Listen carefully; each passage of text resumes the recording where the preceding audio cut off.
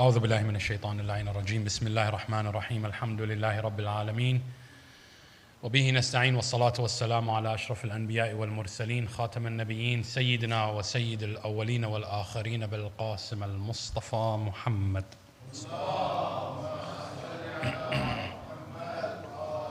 وعلى آل بيته الطيبين الطاهرين المعصومين المنتخبين المنتجبين المظلومين الذين أذهب الله عنهم الرجس وطهرهم تطهيرا.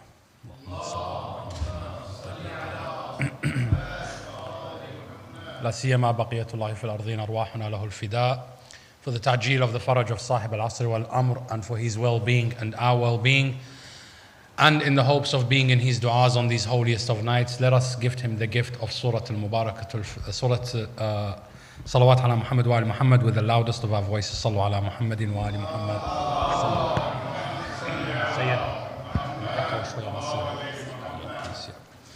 Amma ba'd, my respected brothers and sisters, my elders and learned scholars, assalamu alaikum wa rahmatullahi wa barakatuh.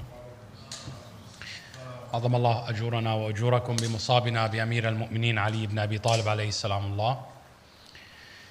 Yesterday we spoke very briefly about our attitude towards healing and creating solutions and working within our local regions. Think globally, but act locally.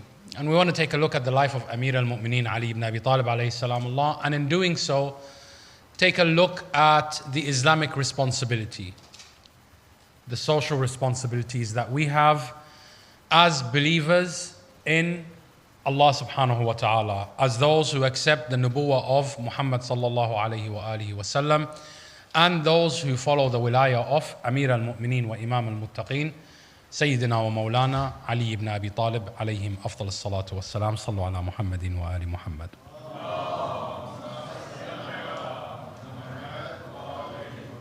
The first thing to discuss is our cultural attitude. Our cultural attitude as a brown people, as Arabs, as Indians, as Pakistanis, as Khoja, is that, well, maybe not so much the Khoja. In that the Khoja, wherever they go, they make it their home because there is no land for them to go back to. If they go back to Africa, then before Africa, they have to go back to India. You want to go before India, they have to go to Persia. Before Persia, Allah knows best where the history takes us. But in general, for the Muslim community, we have this idea of back home. That one day we're going to make enough money in this country, and we're going to take enough of the education of this country, and then we're going to pack our bags and we're going to leave, and we're going to go back to Pakistan, Iraq, Lebanon, Gujarat, wherever we come from in the world. And when we go there, we're going to build ourselves really nice big mansions, because obviously we have Canadian dollar, US dollars, right? Compared to the rupees that people make in that part of the world, or the dinars and the dirhams. And then our relationship with the West becomes the relationship of a host. That we are only here to take from the host. We're only here to benefit ourselves, but we're actually not giving anything back to the society. And it creates this dysphoria, and it creates this disconnect between the religion and the society in which the religion is now developing and growing. Because see, when you first come to the West, typically what tends to happen is you're 18, 19 years old. You came to the West with the idea of becoming educated or starting up a business and then taking those funds and sending them back home. But while you were in the West, you know, as they say, pyar ho gaya. You fell in love with somebody, you met somebody, you became married. It wasn't in the plans. In your mind, you had a village girl back home you was going to go to, and you're going to propose, and she was going to marry you, and etc., etc. But you met somebody, and you ended up becoming married in this part of the world. And before you know it, 9 months, Allah blessed you with children. They were born in London, Ontario. They were born in New York. They were born in the western part of the world. And our children, whilst they are growing up and we are talking to them about Allah and Rasulullah and Amir al-Mu'mineen and the Ahlul Bayt, at the same time, they are growing up in a society that they feel is their home. For me, this is not home. For me, back home. I'm sending my money and I'm going to go back home. Where does the problem happen? When we meet at a crossroad? When my child turns 15, 16 and I say, Yalla Baba, we're going back home. They say, what? Where? This is my home. All my friends are here. The language I speak is here. The way I dress is here. The street names that I know is here. You can take me back to Lebanon for a vacation. Yes, no problem. More pictures for my Instagram, you know. But if you're taking me back to live there, no, I can't do that because I'm not going to fit. Take me back to Iran. I'm not going to fit. Take me back to Karbala. I would love to visit Abu Abdullah al-Hussain 3 days and then fi aman Allah, and I come back to what I have understood to be the norm. These two bipolar ideals coexist in one household at times. And they create many problems for us. And therefore it comes to really one of two things. Either the parents are going to say to the children, khalas, forget the West, we're going back home, and that's going to be the only home that you'll ever know. And I am done with the West, I don't want to be in the West anymore. I am doing hijrah fi sabilillah. I'm packing my bags and I'm going back home. Or as a parent you say, khalas, there is no back home. This is where my children are. This is where my children are going to grow. This is where I'm going to also remain. And we see this happening a lot of times.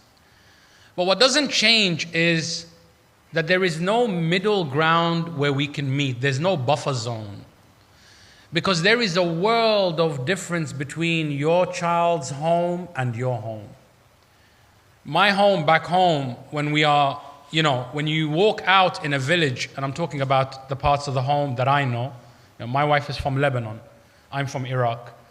When I go to Iraq, I notice one thing, and I also notice it in Lebanon. And I'm sure if Nawabba, inshallah, follows up on his word and takes me to Pakistan soon, inshallah, Murtada's wedding, Ilahi al-Haqi Ameen.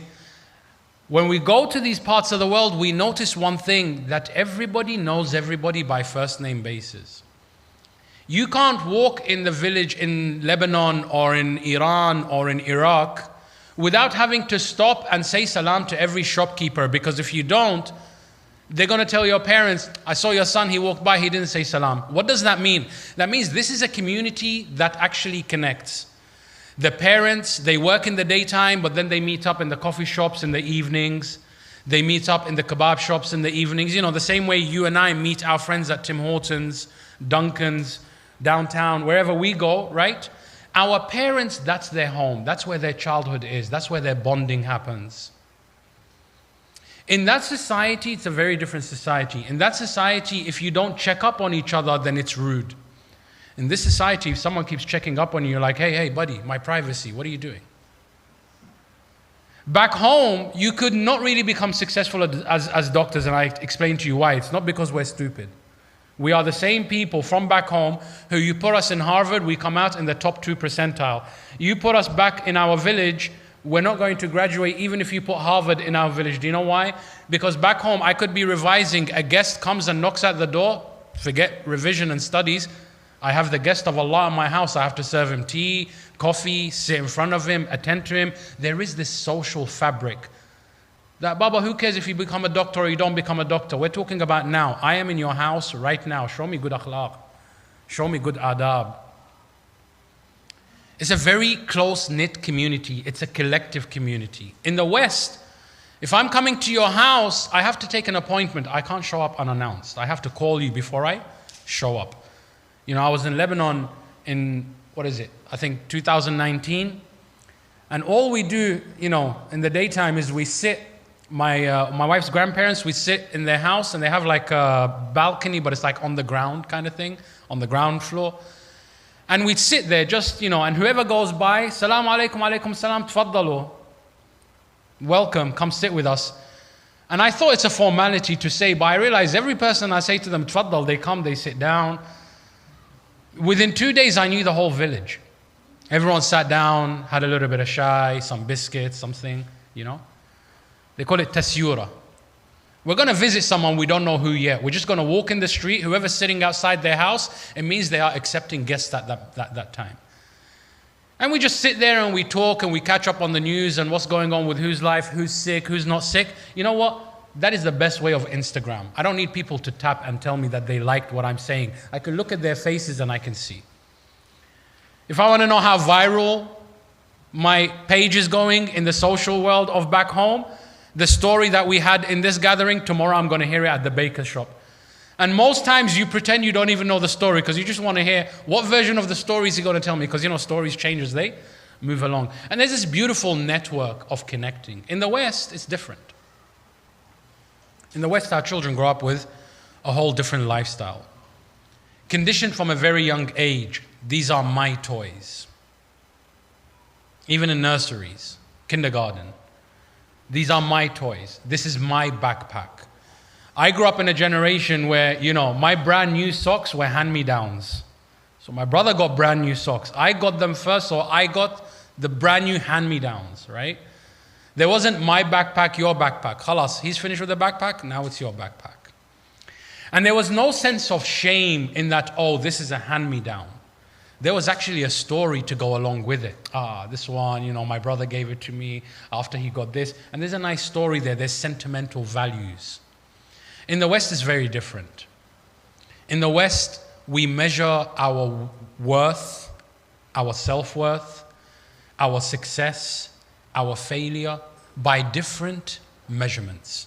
It's like saying, I want to measure, distance. Or for example, I want to measure distance in milliliters.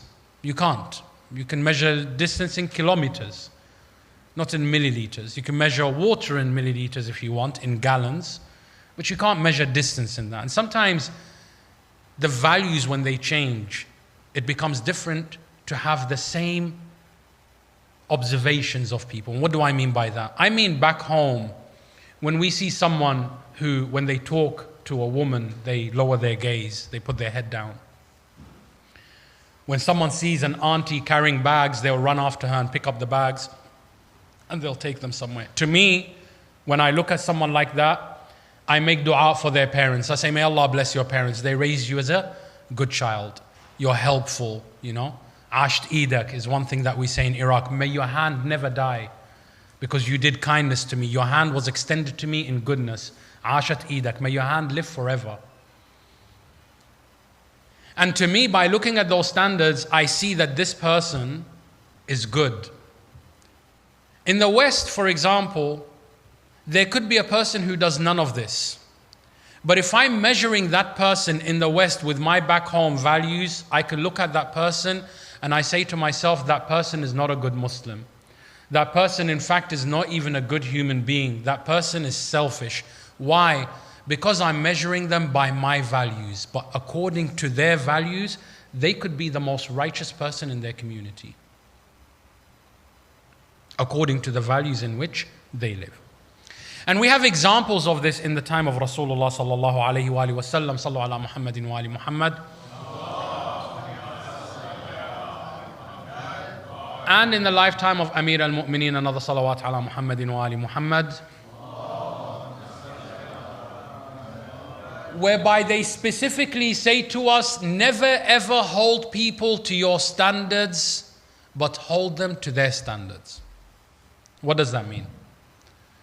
For example, as Arabs, as Iraqis, and I can speak about my own people because I know my culture well. For Iraqis, one of the rudest things to do when someone comes to say salam, and Arabs and Muslims in general, is to give them your left hand. That is so rude. Now imagine, I'm meeting with a friend of mine at the university, Professor so-and-so, Dr. so-and-so, student so-and-so, real nice, adabi, akhlaqi person, everything about them is correct. And I put my hand out, Assalamu alaikum, and they're busy and they gave me their left hand. Now, am I going to go tribal, Iraqi, and say, this person disrespected me and my tribe and my people, this person is rude? No, to him, giving me his left hand, it means nothing in his world. He was just busy, right hand preoccupied. I gave you my left hand, you put your hand out.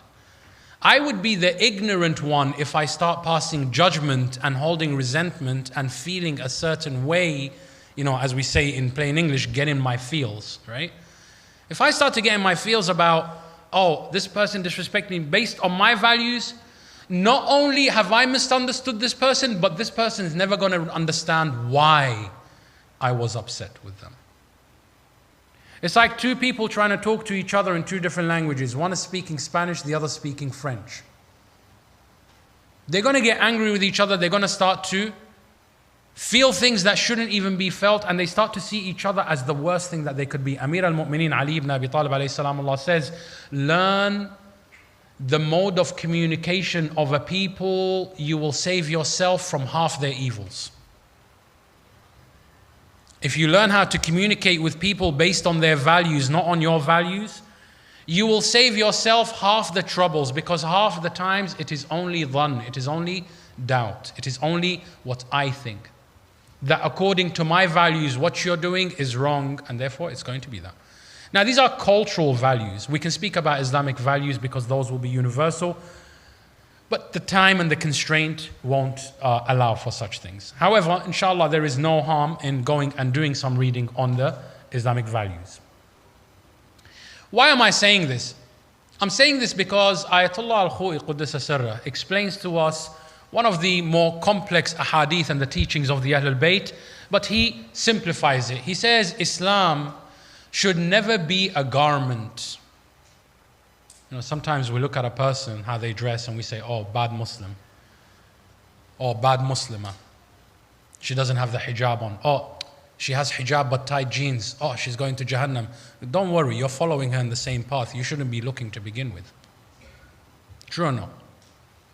We're so quick to pass judgments on others, but what are you doing? You broke your own haram. Allah told you don't look, you looked. Same difference.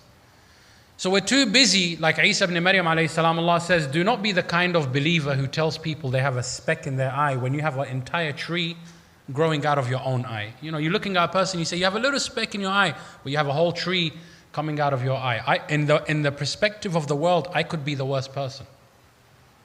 I could be the most hypocritical person. Allah knows best how I am perceived. While at the same time I'm going around, Maulana says, Maulana, and I'm making everybody look to be bad. So let us take a step back from judgment and take a step towards understanding. And the Imam says the first thing you should do is understand the people's values and how they communicate things. I'll give you an example. When I first got to the US, every time I say to someone, thank you, they just say, mm-hmm. I'm sure you've heard that if you've been to the US. Thank you very much, ma'am. Mm-hmm. Now, in the UK, that is extremely, extremely rude. If someone says to you, thank you, you say, you're welcome. If someone says to you, mm-hmm, it means like, how do I say in Arabic? We say, min wara khashma. Like from behind their nose. It's very difficult to explain in English, right? But it's like, they acknowledged you, but they don't want to acknowledge you. Like, yeah, okay, whatever, keep it moving, buddy, right? So when I came to the US, I'd be like, I honestly got in my feels. My wife told me, like, you need to put the brakes on this. And I start talking trash about Americans, and I'll be like, man, they're so arrogant because they can, bomb countries. They think, like, can they not have humanity amongst them? I said, thank you, Khayi. Like, say you're welcome. How difficult is it? My wife's like, no, that's not rude. When we say, mm-hmm, it's actually polite. Like, oh, you're welcome, it's nothing. I didn't do anything. It's just like, mm-hmm, I didn't do you much. So you don't even need to thank me. So not only the words that we need to understand, but we need to understand the meanings that they convey. Number one. Number two, we have to understand that as Muslims, there is an obligation upon us, coming back to what Sayyid al-Khu'i said. He said, Islam is not a garment. Don't look at the way people dress.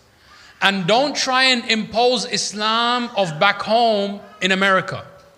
And don't try to impose the Islam of Najaf and Karbala and how people dress there, and you look at people and how they dress here.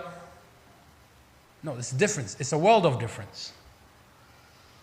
Islam is not a garment. Rather, Islam is like the essence of life, he says. Allah says, Bismillah ar-Rahman ar-Rahim, and from water we gave life to everything. Everything that you see around you, its life came from water. But why is it that everything has a different shape? Ayatollah Khou'i says, because water, in whatever container you put it in, it takes the shape of that container. Without changing the container and without changing itself. They can coexist. He said, likewise, Islam is such that if you poured Islam into the American continent, it takes the shape of America. If you poured it in Canada on London, Ontario, Islam should take the map of London, Ontario and shape itself towards that. Islam is a religion. Rasulullah says, every one of you is a doctor and every doctor has his patients. My patients could be my children, that they are the ill ones and I am the doctor. I should put Islam in their life not in a way that I make them feel that Islam and being Canadian will always be juxtaposed, because then I create bipolarism within them. You know, how many times do we see someone when they're in the masjid, Assalamu alaikum wa rahmatullah, you know, that slow talking, rings on, beard is shaped, kufi is on, and then you see them, yeah, you're right, mate, what's going on? You know, outside, and they're a completely different person, and I'm like, why can't you just be the same person inside the masjid and outside the masjid? There's nothing wrong with being the same person inside the masjid and outside the masjid. Even if that person inside the masjid and outside the masjid is not perfect, it's still not wrong. What is wrong is when you're not being consistent. When it's wrong is when you're creating these double standards. And unfortunately, we sometimes create this idea that you have to act a certain way when you come to the Imam Barga. Now, I say this with a caveat. There is ihtiram. There are standards, there are etiquettes of how you enter the majalis of Imam al-Hussain alayhi salamullah. That is a necessity. In the same way that you don't wear your office clothes to the gym and don't wear your gym clothes to the office, you don't wear the same clothes you wear outside with your friends to the majlis of Imam al-Hussain alayhi salamullah. In the same way that me, Hussain Alnashed, when you see me outside hanging with the homies, I'm not wearing this. I'm in a hoodie, you know, I'm just dressed like any other person. You're not going to tell the difference. And by the way, Rasulullah was the same way. When he was with his ashab, people will come in and say, Man fikum Muhammad? Who is Muhammad amongst you? They couldn't distinguish Rasulullah. Meaning that how you are outside and how you are at the masjid should be the same person. I say this without being without meaning any disrespect or disregard to other people's faith. But speaking purely from a Shia point of view, some people turn around and say, we should no longer allow this person to come to our masjid because of their views, because of this. Habibi, Abu Bakr and Umar were in the same masjid as Rasulullah, and Rasulullah knew what they were going to do. Can I just ask you to be realistic? If Rasulullah allows someone like that, who we believe in our belief, that the Prophet knew these people are going to attack the house of his daughter, and yet he allowed them to come to the masjid of Allah subhanahu wa ta'ala and not chase them away. Who am I and who are we to chase away a 17, 18, 19-year-old who committed a couple of mistakes in their lives? Nobody's perfect. Some of us will never reach perfection in our life. Some of us will not even start praying right until we're 60, 70. It doesn't matter. What matters is that everyone here is making an effort. And you can be intrinsic. You can either be intrinsic in helping them to improve in their effort, or you can be that person who chases them away from the house of Allah for good. I'll give you an example with the salawat ala Muhammad wa ala Muhammad.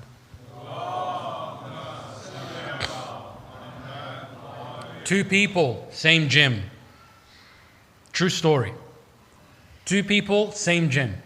One of them is, he's not diesel, but he's all right, He's not Oompa Loompa, but he's all right. And he comes to the gym. And while he's doing his sets, someone made a comment. Look at this guy wearing tight shirt, thinks he's all lit. And obviously these guys, bigger muscles, they've probably been hitting the gym since they started drinking milk at 6 months, right? So they started making fun of this guy, right? This guy stops coming to the gym. We say, Baba, let's go to the gym. He's like, nah, I don't really feel comfortable there. It's not my vibe. I'd rather just go for a run around the park.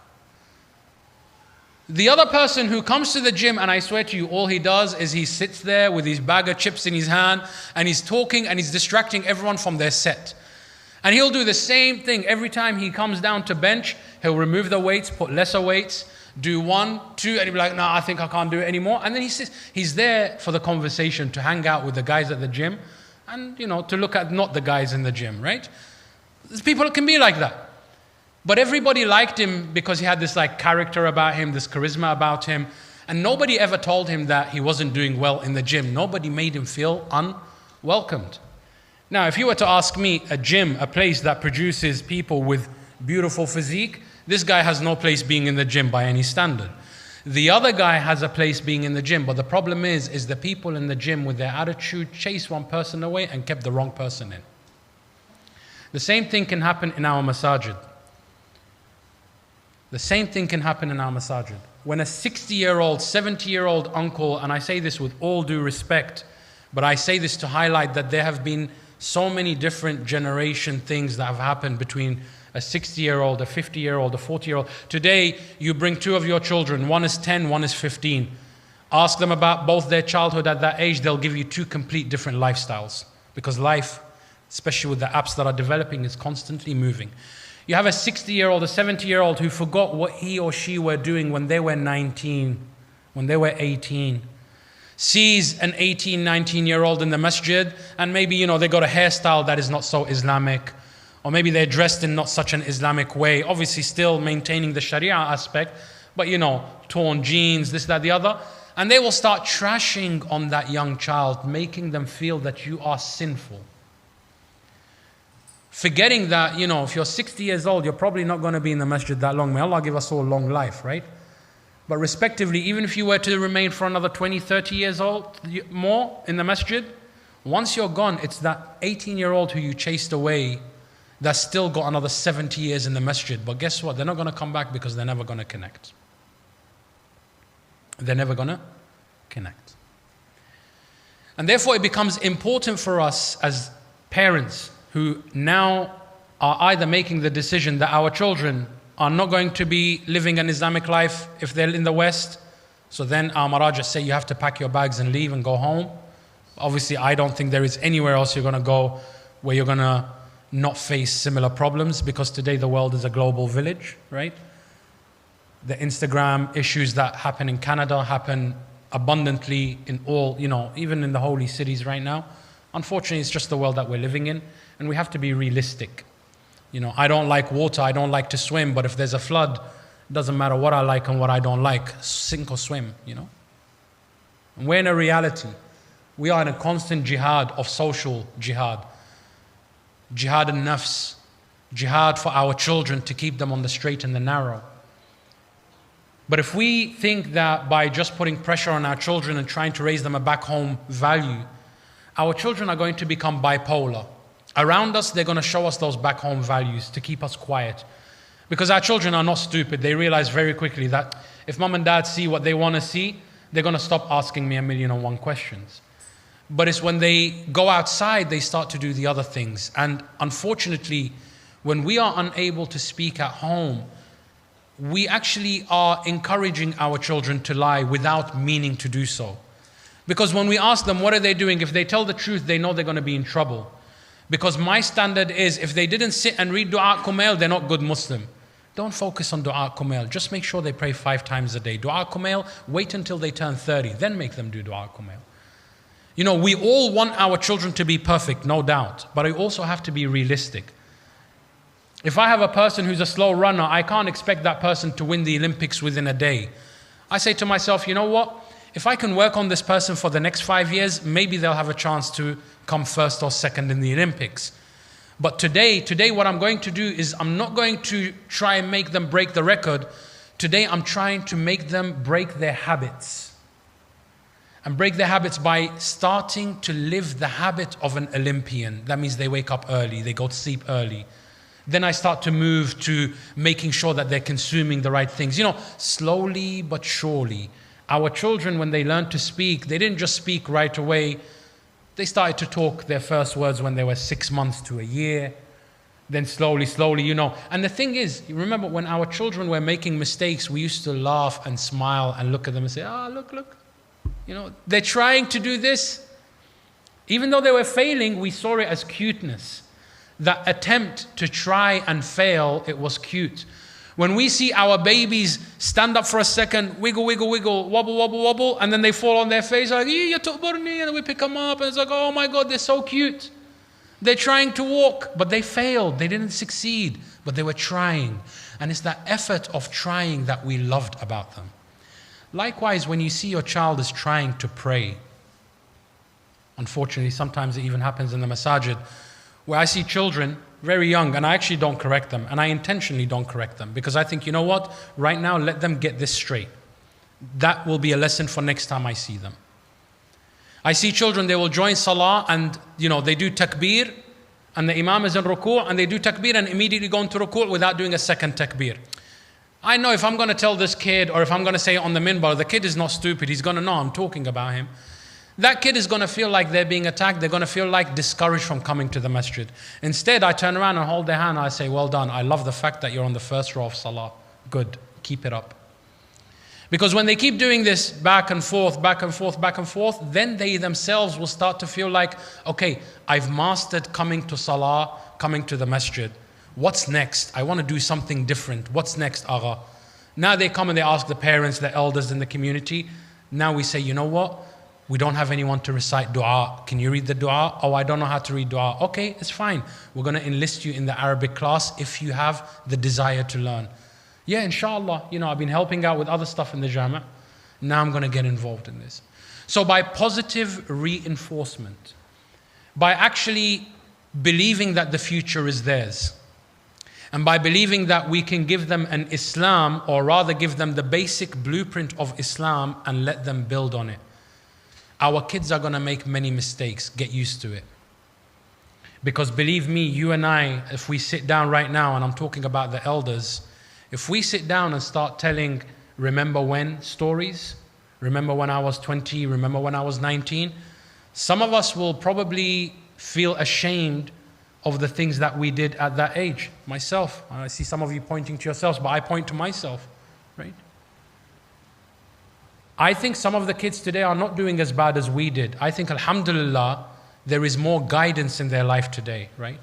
But if we keep judging them based on the Maulana and the Maulana's actions, they're not Maulana. They didn't grow up in Najaf. They grew up in London, Ontario. They didn't grow up in Karbala. They grew up in Canada.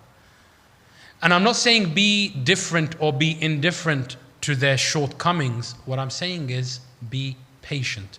Inna Allah ma'a as-sabirin. Imam Hassan al-Hussain alayhi salamullah, when they wanted to teach that elderly man that his wudu was wrong, it's not what they taught, it's how they taught. Through akhlaq, through adab, but above all else, it was through tawadu', through humility. They told him, uncle, we think we're doing wudu wrong. Can you watch and tell us who's doing wudu right? And obviously he's not stupid. He saw they both did the same wudu. He looked at them, he said, Baba, you are the children of Rasulullah. Both your wudu is right. My wudu is wrong. But may Allah bless Muhammad for raising you with such great character. That you didn't come up to an elderly person and made him feel ashamed of his lack of knowledge. So how we do things is more important than the what we want to achieve. Success is in the how. We're told you get more with honey than you do with vinegar. And that's the same in anything, with our children, with people at work, with everything. And Amir al-Mu'mineen Ali ibn Abi Talib alayhi salamullah, yesterday we said he is Amirun Nahl, the king or the prince of the honeybee. So there is no honey to give as an anecdote better than the life and the akhlaq and the adab of Amir al-Mu'mineen Ali ibn Abi Talib alayhi afdal as-salatu was-salam. Sallu ala Muhammadin wa ali Muhammad.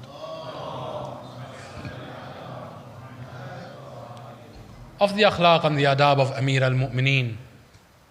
And by the way, just on a side note, the way we feel as parents for our children is how Imam Ali felt for every Muslim. Because Rasulullah said, Ya Ali, ana wa ant, abaway hadhihi al-ummah. Oh Ali, you and I are the fathers of this nation. Ali ibn Abi Talib alayhi salamullah never looked at a person as a kafir.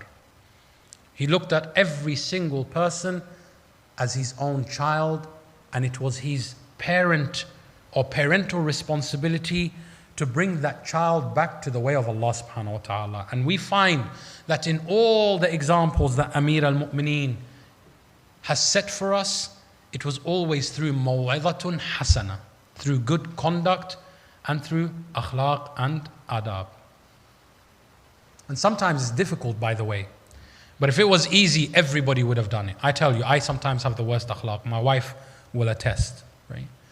My siblings, my younger siblings will attest. Sometimes we have the worst akhlaq. But that doesn't mean we're the worst people either. This is to the parents and to the children who may think that, oh, my parents are these people he's talking about. No. Our parents and we as adults who work face 99 problems every single day. Then we come home and we feel responsible for your problems also. And sometimes that adds to the frustration. And sometimes the conversation is not an easy one. But make it easy for one another to apologize. Don't shun a person away when they come to say sorry. Rasulullah sallallahu alayhi wa sallam says, make it a habit to say I'm sorry. And make it a habit to say I forgive you when others say I'm sorry. For if you don't, then you become a hindrance to peace. The peace that you need in your life, you are your own obstacle. Amir al-Mu'mineen Ali ibn Abi Talib alayhi salamullah, during his lifetime there was a blind man who lived in Kufa. And this blind man was neglected by everyone because nobody wanted to listen to him, because all he would do is curse Ali ibn Abi Talib. That's all he ever does. كذا ما كذا من علي, Ali is this, Ali is that, Ali is worse, Ali is bad, Ali is a drunkard, wal-'iyadhu billah, to the end of it. And nobody wanted to sit around this guy anymore. And the only person that would come and tend to his needs in the month of Ramadan would be Ali ibn Abi Talib alayhi afdal as-salatu was-salam. You know, sometimes you look at a person and you say they're a drug addict, they're an alcoholic. And yes, we can sit and point out their flaws. Or we could be like Ali ibn Abi Talib, and instead of sitting and pointing out their flaws, we can sit with them and point out to them the wilayah of Ali ibn Abi Talib. That, look, most people do what they do because they don't know who Ali is. They've never heard about Ali ibn Abi Talib. They've never been in a Hussainiyah. Maybe, heck, some of them have never been inside a church. A lot of people left the church. Some people, their only example is Will Smith and this guy and that guy, the celebrities that they see. So don't be the one to judge them. No, sit with them and tell them about Ali ibn Abi Talib. You don't know. Yours is the story that they could have waited to hear and needed to hear. So Amir al-Mu'mineen Ali ibn Abi Talib alayhi salamullah, this blind man curses him every day. Ali ibn Abi Talib would sit next to him, and with his own hands, the tradition says that Amir al-Mu'mineen would not only break the bread for him, but he scoops up the morsel and feeds him from his own hand. And this person will sit there and make fun of Ali ibn Abi Talib alayhi salamullah, and Imam Ali would laugh with him. And then at the end, whenever they conclude their conversation, Imam Ali would say to this man, without telling him that he was Imam Ali, he would hold his hand and he will say, my friend, take it easy on Ali ibn Abi Talib. Only Allah knows best what burdens he carries. Don't be so harsh on the guy. I hear some good things about him. It's like, Baba, let him go. Who's this Ali ibn Abi Talib? Nothing good is off him. And Imam Ali says, inshallah, tomorrow, same time, I'll be here. On a night such as these nights, when Imam Ali ibn Abi Talib alayhi salamullah is bidding the world farewell, he says to his son Imam al-Hassan al-Mujtaba alayhi salamullah, he says to him, Bunay Hassan, when you have buried me, and when you have concluded the rites of my burial, and when all the people who came to give ta'ziyah, the people who came to give condolences at the wake, when all the people have left, I want you to do your father a favor. I want you to go to this house in this particular part of Kufa, and I want you to take some food to this man. He must be lonely. It's been 3 days. I haven't been to see him. When you see him, first and foremost, apologize to him for my absence and explain to him my circumstances and tell him that it was only death that delayed me from him. And my son, you're going to hear some very harsh words about me from this man. But do not be quick to respond to him. For by Allah, he doesn't know any better. See, Imam Ali is finding an excuse. He's not judging based on his values. And he's telling Imam Hassan, you're going to see from this guy things that you don't like, but don't judge the guy. He doesn't know what you know. He's different. Imam Hassan al-Mujtaba alayhi salamullah, after 3 days from the wounding of Imam Ali until the istishhad of Imam Ali. So basically on the 4th night after Imam Ali was struck, on a night similar to this night, he goes and he takes food to this elderly man's home and he knocks on the door. And again, the man being blind, he thought it was his friend coming back. He didn't know that it was Al-Imam Al-Hassan Al-Mujtaba. Imagine you are Imam Hassan. Imagine you just buried your father, Amir al-Mu'mineen. Imagine how sorrow you feel in your heart. And as soon as you enter the home of this blind man who your father, the one that you're weeping for, said to you, my son, go and take care of this man. As soon as Imam Hassan walks in, the man says to him, where have you been, my friend? You've neglected me for 3 days. I don't blame you. You must have been out partying and celebrating because finally that wretched and vile person, Ali, has been killed. I don't blame you. You was out celebrating. But come, let us sit down and eat and tell me what you saw of celebrations. Imam Hassan begins to weep. He says to him, Ya Shaykh, meaning, O elderly man, do you know who your friend was that used to sit next to you every day? He says, no, he never actually told me his name now that you mention it.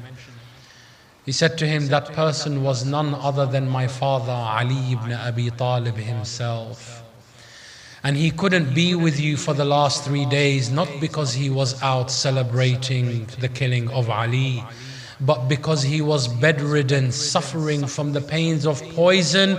And despite all of that, before he closed his eyes and he died, he told me, oh my son, if you want me to be pleased with you, go and see this man and do not be angered with him. This man, the tradition says, began to weep and slap his face and say, oh, humility upon humility, this is who I am, that I was sitting with Ali and I had the audacity to curse him, but how compassionate and how great is Ali ibn Abi Talib, that even when he is dying, I am in his final will.